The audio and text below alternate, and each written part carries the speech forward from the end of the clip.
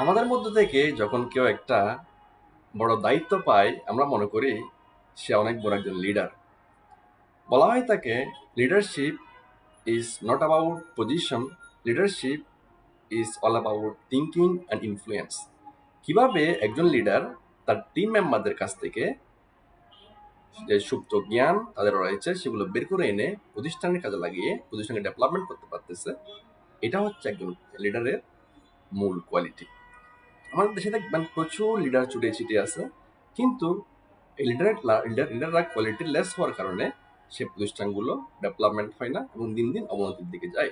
আমাদের দেশে লিডারদের দেখবেন একটা যে টেন্ডেন্সি, যে তারা বলে যে এই কাজটা করো, তারা বলে না চলো কাজটা করি। যে টিম ওয়ার্ক নিয়ে সবাই মিলে কাজটা করলে কাজটা সাকসেস হবে এবং সুষ্ঠুভাবে সম্পাদন হবে। এই ছোট ছোট বিষয়গুলো আমাদের দেশের লিডারদের খেয়াল করা দরকার এবং উচিত।